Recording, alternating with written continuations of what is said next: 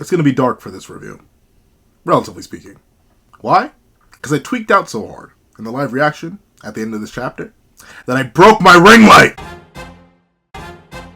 What's up, guys? I love Hunter here, and here we're going to do a breakdown / review for chapter 157 of Four Knights of the which is known as Lives Pulled Together. And,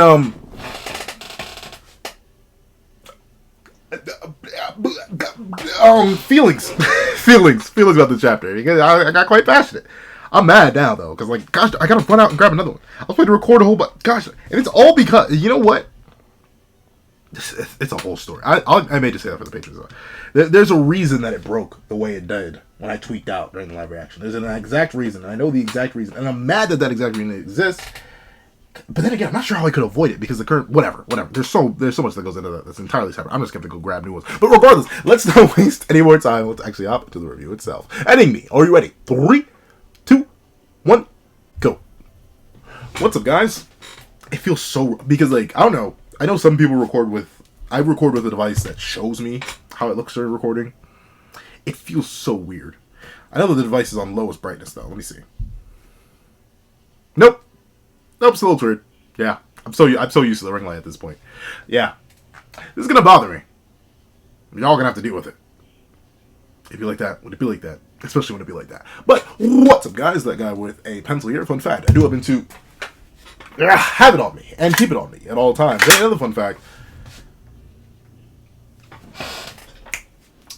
Nakama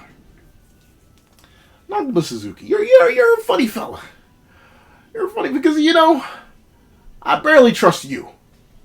But now you got me barely trusting your main character. This chapter, in many ways, raises questions about certain characters, how they act, how their motivations are, and how they exist in the nature of the time skip. And it does make me question a bit of Nakama. Quite a hefty bit. And while I typically question Nakama all the time, this kind of questioning isn't the best. But why would I say such a thing? Let's dive into the chapter and find out why. I cannot look at the I will keep still.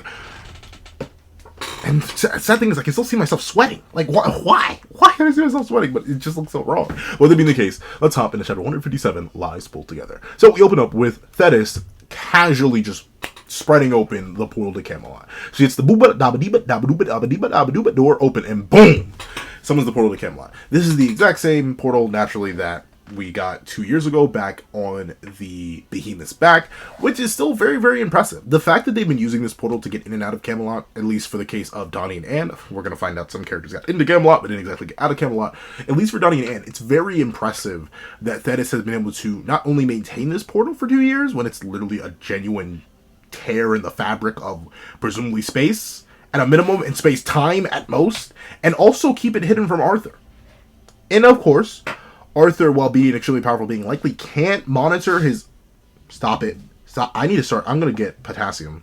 Like, I don't know. I've been cramping way more than usual, and that's scaring me. But with it being the case, Arthur does maintain a very, very large and complex realm structure, which is why I'm assuming that he hasn't noticed this for the past 2 years. But still, I have to give some sort of credit to Thetis, because Arthur should notice. He noticed enough that Pelgard had betrayed him and let the people of the Four Knights flat out escape. So he knows that they have some way in and out, or at least some way in, which he does not have complete monitor control over. So the fact that Thetis has been able to maintain this and keep it, and notably keep it in a relatively common place to invade, aka Leonis. Okay, Thetis, that's the game. But with it being the case, she opens the portal and she gives Percy the warnings. I'll close it right after you go through, to keep Camelot from spotting it. Exercise all due caution. We know even less about the world than I thought. The four evils especially. Yep, and a lot of that hype comes off the back of Woldane and presumably Belt Street. Their recent encounters with the four evils have gone much differently than the pre-time skip four evils. Both Ironside and Pelgard, while undeniably powerful, definitely were never really in the contention to be on Sin tier. Like, never. And of course, Ironside has his post-time skip showing when he actually fought a Sin that was reduced to 1/10 of their overall power level. And, I think it's an understatement a flat-out, bold-faced lie, even, to say that he didn't do too good. He got washed. So yeah, the four evils and their potency definitely varies drastically. And of course, Ironside and Pelgar just got their chaos buffs, so now they know even less. Of course, we know that as readers, they don't know that in the universe, but still, obviously, Beltriep and Worldian put them on edge. And I do appreciate that. I do appreciate that they are genuinely acknowledging the threat of the four evils, considering for the longest time, they likely didn't care. Like, until they invaded the fairy realm and took La Droga d'Or, until they showed up and nearly offed one of the seven deadly sins in the case of Gother. Like, legitimately, I presume the four evils were nothing more than accent pieces in the minds of the royals and those who now rule Britannia. But now they're actual proper threats, which is good stuff. They definitely needed it. But with it being the case, we see Percy lock in a little bit. And Hauser just says, presumably to Donnie, hey, don't you mess this up now. And Donnie's like, all right, you gotta have faith. You gotta have faith. Let me cook, Unc. Speaking of which, we still have not met Donnie's mom. Or dad. We have no idea what they look like. Why couldn't he just be Hauser's son? I guess because then someone would have to pipe down Hauser. And that seems unlikely. But still, I don't know. I feel like someone would have fallen for it. But still, we see that Percy declares, Donnie, Nasians, Anne, let's get going. And they all declare, yeah, as they dive into the portal. And we see the portal immediately snaps closed. As Theta said, she's not trying to keep that bad boy open too long before Arthur comes. Hey, who gave you permission to break into my kingdom? Because it wasn't me. Now, spread it. And he would immediately come and take the portal away, if not take Thetis away, and then losing the current royal mage when Merlin is nowhere to be found. Yeah, very, very bad news. So Thetis closes it, and Gilthunder asks, are they truly all right alone? And we see that Hauser's like, hey, I share your concern, Gil. Honestly, I don't think they can cook this. But we see Meliodas declare something interesting. But what a surprise! That dodgy kid from 2 years ago has grown into a figure I'd be glad to rely on. Which makes genuinely no sense to me. Zero, like, logical sense, none. No, no sense at all. The reason I say that, the reason it makes absolutely no sense to me, Mal, you interacted with Percy for maybe 3 days? Total. Including the day he came back here. And the reason there's such a big gap between those 3 days of interaction is because he abandoned you for 2 whole years. And unlike with the personal platoon, where we saw him apologize, dog, I ain't seen him apologize to you. And as we'll find out later in this chapter, Meliodas' son is missing. In Camelot. The one place in the entire universe where Percy and Tristan and Lance and Gawain are likely being hunted for sport. We'll find out, not Gawain, but likely being hunted for sport. Because they're the top opulence. And your son's lost in a realm which you yourself can't even enter to defend him. And while your wife could, she clearly isn't. Mel, why are you so calm? Like, once again, I'm gonna chalk a lot of Mel's more blasé perspective up to one, he's been through this whole prophecy, end of the world, crazy next level stuff before. You know, he's like, whatever, bada bing, bada boom. It'd be like that, wouldn't be like that. And also, I guess just because from his purview as a being who's lived over 3,000 years, then I believe, did he spend 1,000 years in Purgatory? I forget how long he spent in Purgatory. I think it's around 1,000 years. So 4,000 years. Plus we don't know how old he was before the time skip. He's at least older than Zeldris, who was 252 before the time skip. So maybe it's because he's a creature that's lived upwards of 4,500 years. It's very likely that maybe he's just calmer. Because Tristan being gone for a couple months is like being gone for a blink. Like, just think of the timescale perspective difference. So maybe that's why he's so calm. But I wish the narrative would at least address it. Like, we don't even find out that Tristan's missing through his parents. We find it out through Anne later on in this very chapter, which does feel, it feels iffy. And once again, it does double down and make me ask or wonder, who was she talking about when saying a friend was sealed in the cauldron of Onfwin? It better not be Lance, because Lance has been the one character who, outside of Bond, has been specifically danced around. We now have notice of where the whole Tristan platoon is, aka Camelot, aka we don't know where they are, but still, we know they're in there, and we know that Percy and the whole Percival platoon is here, and we know that Gawain, where Gawain is, unfortunately, by the end of this very chapter. But what we don't know is, where's Lance? Is he still moping? Is he still sad? Because Bond, when post-time skip, he mentions, my kid came back, and he was bawling his eyes out in his room for days on end. So is he still depressed? Is he eating Percy gone ice cream?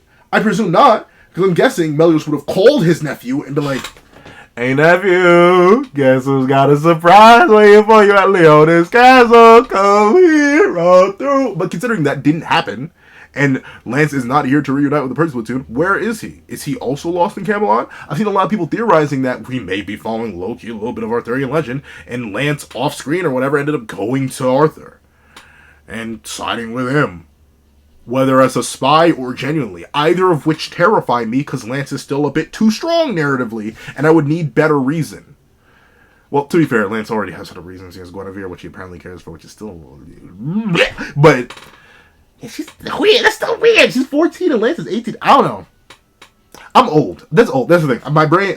I'll keep rationalizing it this way for everyone who's like, Ansel, man, you're just a strange old man. Yeah, absolutely. I'm just old. I'm old. So I find 14 and 18 weird. But with that being the case, that's my sensibilities. Lance has Guinevere in Camelot, and he has Jericho in Camelot. He has his mom and dad and his unc, and presumably his other literal biological unc, and his auntie.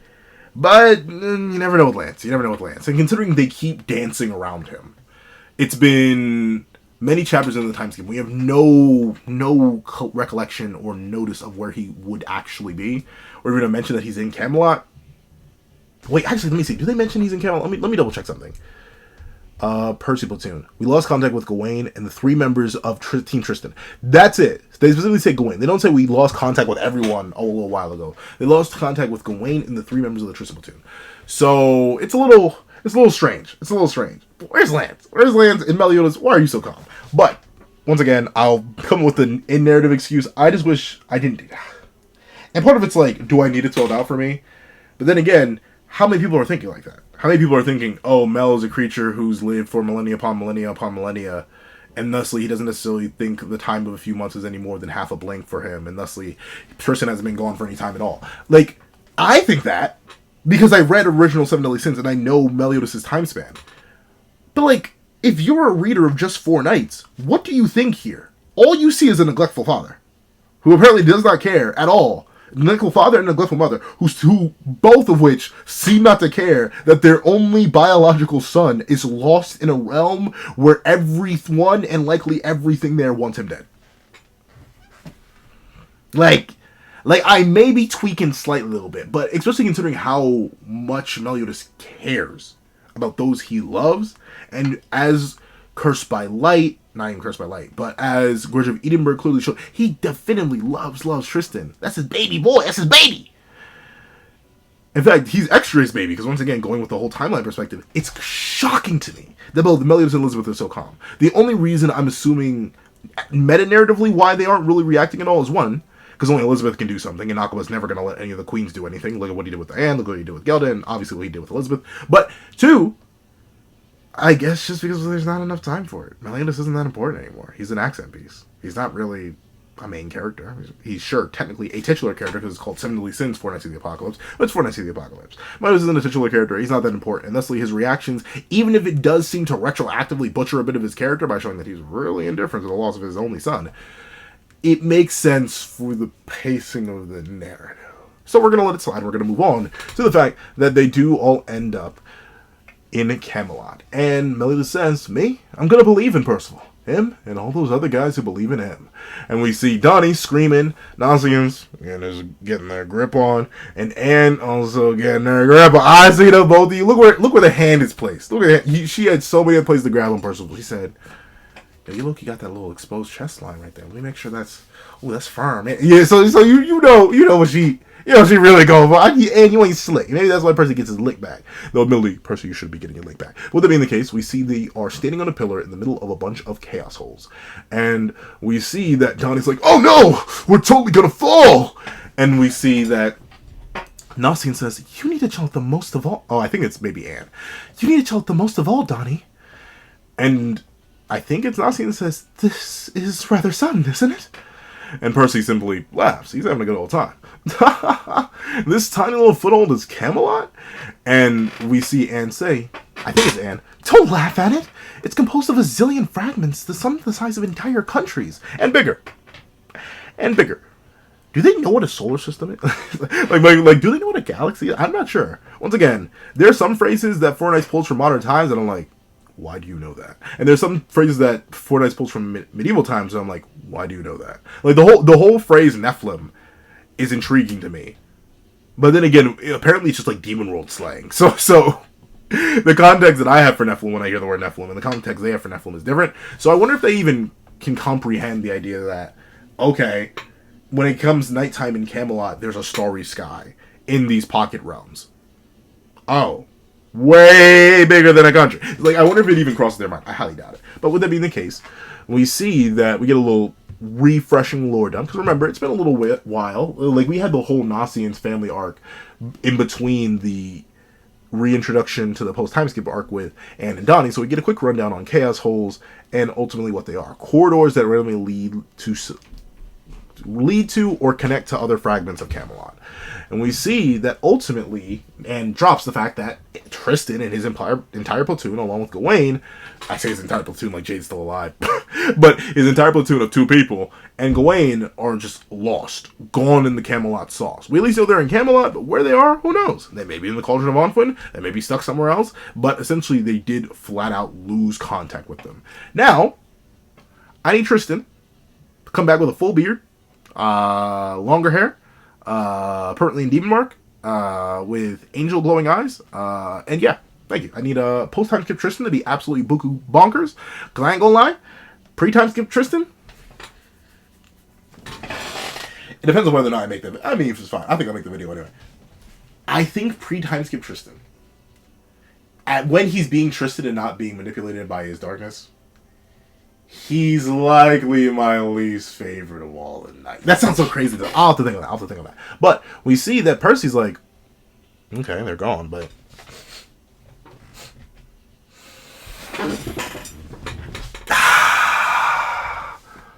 oh, I see it.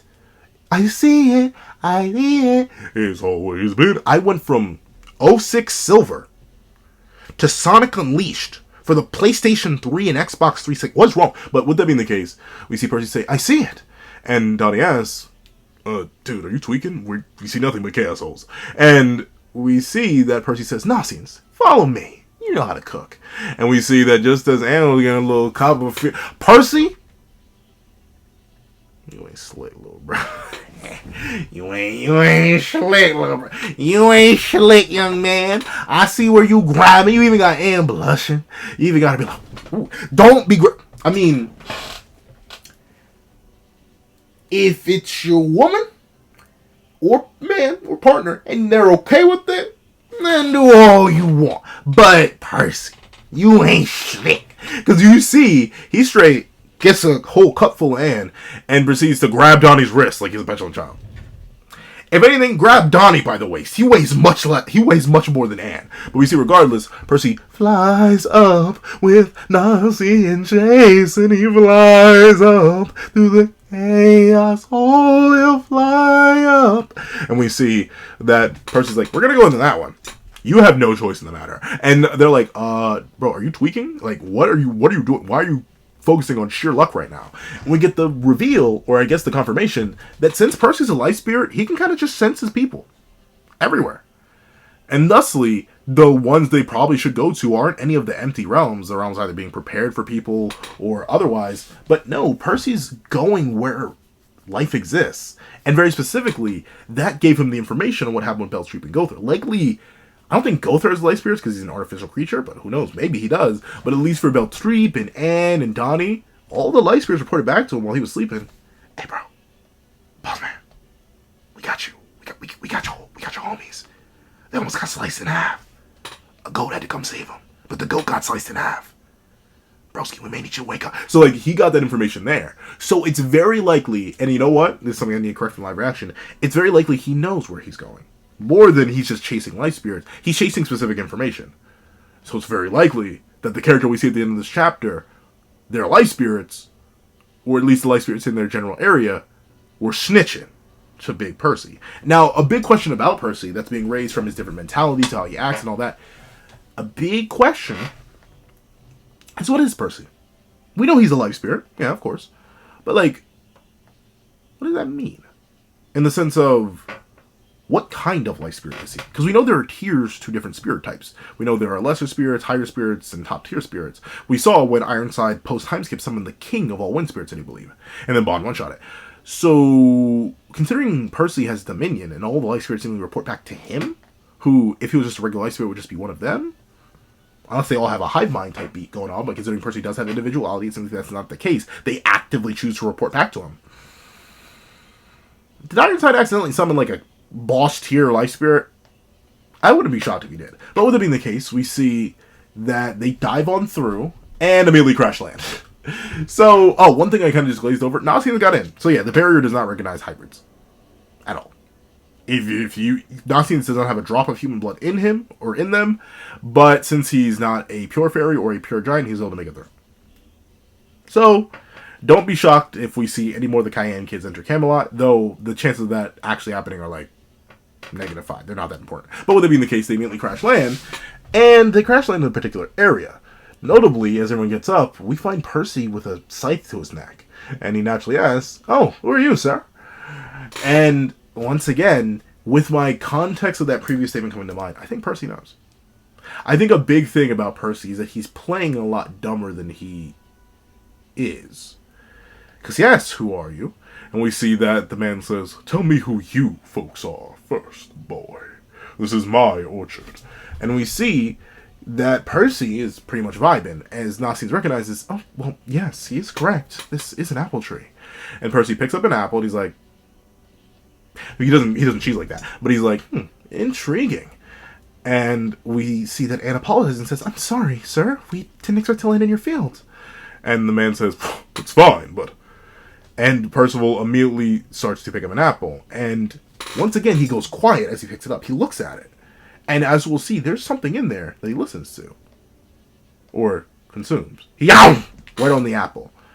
As a certain man, this man here, he kind of discredits it. "It's poor, misshapen.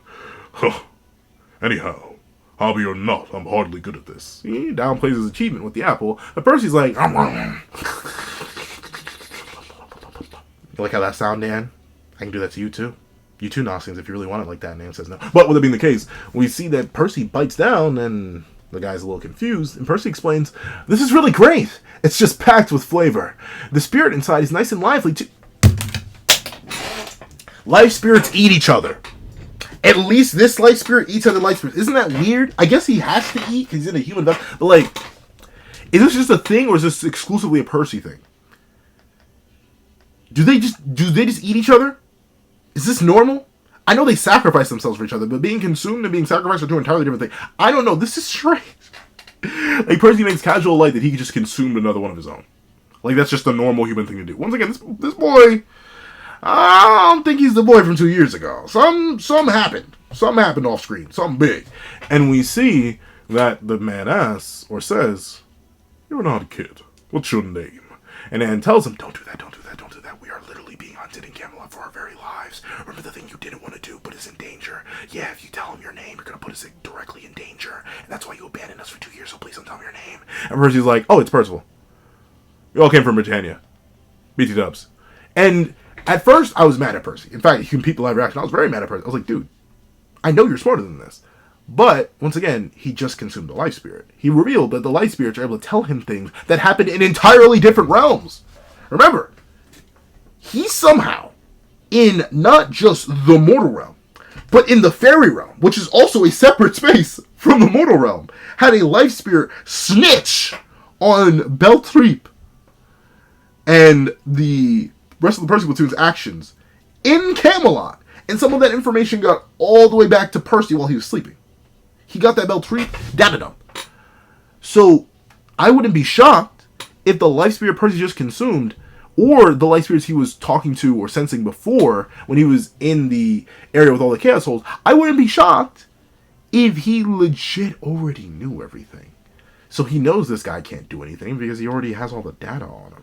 And he knows that he specifically came here to this one reason, not because none of the other Chaos Holes had life in them. Life spirits presumably exist in everything that's alive, including, like, grass. It's likely because he sensed someone's life spirits. But who could that be? And why would it make Percy so blasé to so casually give his name out? Well, it may be for good reason. As we see, Donnie says, "You dolt! What if he's our enemy?" And we see that Percy's like, "Oh, but don't worry. I know everything. I am everything. In fact, Donnie, you're looking a little old. Would you like me to make you younger? Or Donnie, you're looking a little young. Would you like me to make you older?" Like, I don't know. Just like the former distrust I had in the mini Percys has now transferred to the original, to the main Percy, which is both a blessing and a curse. I like a main character I can't trust, but at the same time, a main character I can't trust. Question mark. But with it being the case, we see that while he's being berated, the man says, "Percival, a knight of the apocalypse, one of those bringing doom to all of Camelot." And we see Donnie say, "Ah, gosh darn it, man! Look at what you made us do. Now we can't leave a body behind." And they all immediately go to jump him, but the man stares, and Percy smiles back. And then the man turns around and says, "Follow me."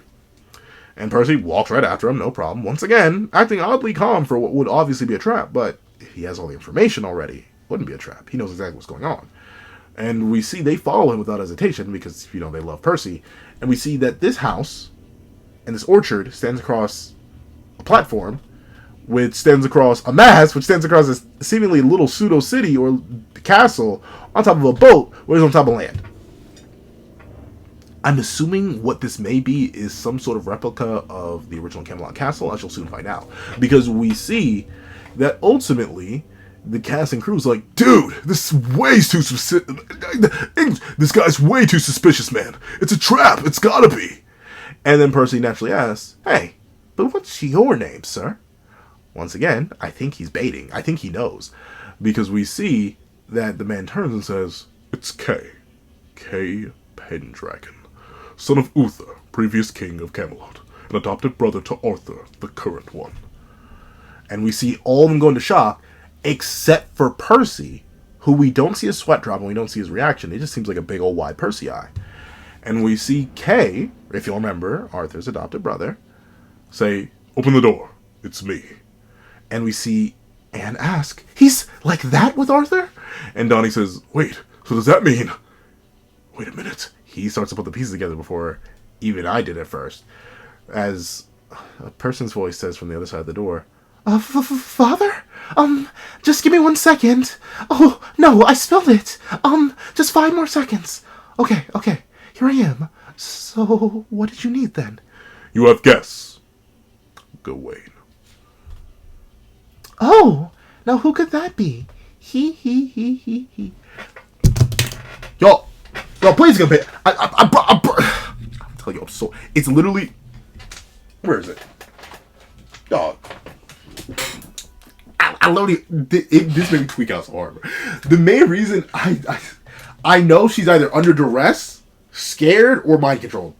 I know Gawain. I thought I knew Percy. Maybe I don't. Now I'm starting to reevaluate Percy, especially this most times. But I know Gawain. There's no way on this good green earth she's not captured, under duress, something's wrong here. I don't trust this situation at all. Something devious is going down. And that's crazy, but that's fantastic, because we already got one of the knights back. This has already gotten me, and I've seen a couple others. After the live reaction, I went and checked Reddit, and I see a lot of other people thinking this means we're going to get reintroduced to the knights in backwards order, meaning that we're probably going to have a little miniature arc with Gawain and explaining her whole Camelot situation, and then we're likely going to get back to Tristan, or if not, cut away to Tristan, have our cast and crew find Tristan, and then Lance may be the final one, since he was the first other knight actually revealed to us. So we're going to be in an interesting spot now.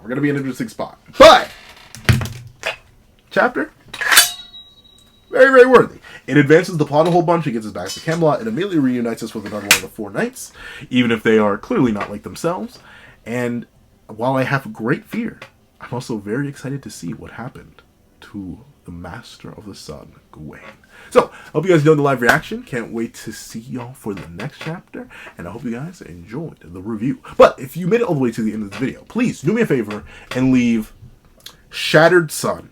As in shattered when you break something, sun, as in S-U-N. Like sunshine, but sun. Actually, you gotta do Shattered Sun or Shattered Sunshine. Because clearly, something that happened to Gawain? Leave that in the comment section down below. I'd like to thank you so much for watching. Please remember to leave a like, share, comment, and subscribe. And make sure you hit that little case bell so you don't miss out on every videos that come to the channel. Also, I do have to have a Patreon down below where you can support me for as low as $1. Get a $1 month. You things like exclusive videos, early content, and more. This will now become a member of the channel for as low as $3 a month to get the same perks and more. Some of those perks will include the live reaction to this very chapter, ad-free variations of all my videos, and if you become a $25 Patreon, $25 member, you can order whatever video you want. Also, the link to my Ko-Fi is in the description down below, where you can drop 5 beans for a short video, 25 beans for a long video, or any beans at all. Any support is always greatly appreciated. Now, thank you so much for watching once again, and I hope you guys have a wonderful day. This is Back on the Pencil, writing off.